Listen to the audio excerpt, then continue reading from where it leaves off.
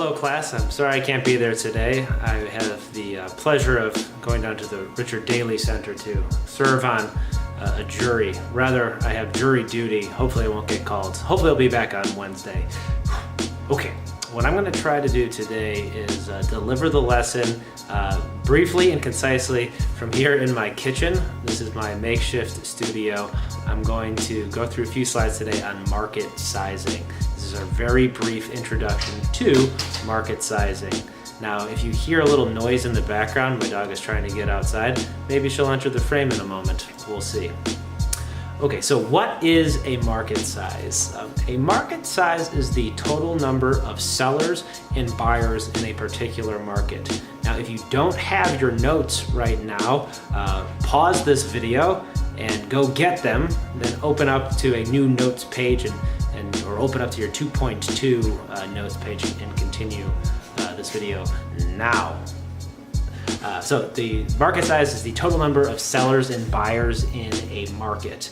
And market sizing is an activity that we do that is going to help you find the calculation of your market size. Really, for our purposes, we are interested in who our competition is, but we're really more interested in, or most interested in, how many potential buyers there are for our product and service. And so what you're going to do after this video is you're going to revisit your customer persona. And I want you to spend some time polishing that, because that customer persona is supposed to be almost like a caricature of the customer segment that you intend to sell to.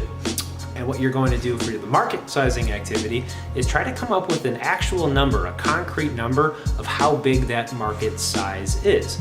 So if you are selling asparagus flavored popsicles, think about your customer persona. Who is that individual who likes asparagus flavored popsicles, and how many of that person exist in the country? We're going to limit our market sizing to the United States of America. And so I want to find out how many total people exist in the country that sort of fit those characteristics. Now, why is this important? This is really important for a number of reasons. It helps us determine if a product or service targets a large enough market. You might have a great idea, but the idea might just not be big enough to sustain a business. If you think about how big your business is going to be, you already have 3 people on your team. Are there enough people that are going to generate enough revenue that are going to offset your expenses that you have more than just a hobby? And so market sizing is a way that we can help determine if that is a yes or a no, because that might influence whether or not we move forward with the business idea, or if we make a pivot and try to find a better opportunity. So this helps us save time without actually having to build the actual business. We can do some calculations on the front end to figure out, do we want to do that at all? So also understanding your market size helps investors better understand the opportunity. You might need to raise some capital in order to do your business, and an investor is going to want to know if that is something, if the opportunity is big enough for them, if they're ever going to get a return on their investment. Small markets cannot support high volume of goods, and large markets often have many competitors vying for customers. And so that last bullet point in that slide there is to say that your idea might not work if you're only servicing Glenview, but if you're servicing the United States of America, you might have a big enough idea, but that's going to help you think about the channels that you need to use in order to get your product to those customers, but also realize that not only are you servicing all of America is potentially competing against you as well. I mean, not all of America, but all of the sellers of your product and service. Now, there's a number of different concepts within market sizing that we're going to examine throughout this unit, and actually really throughout this year. The total addressable market is how many people are there that are going to use your product or service or one of your competitors. And then we calculate the total addressable market by the cost of the good or service multiplied by the times that they use that in a year. And so that helps you get a big picture understanding of what that market is. We really use that to demonstrate that we understand the market more so than trying to convince somebody that it's like a $7 trillion business opportunity.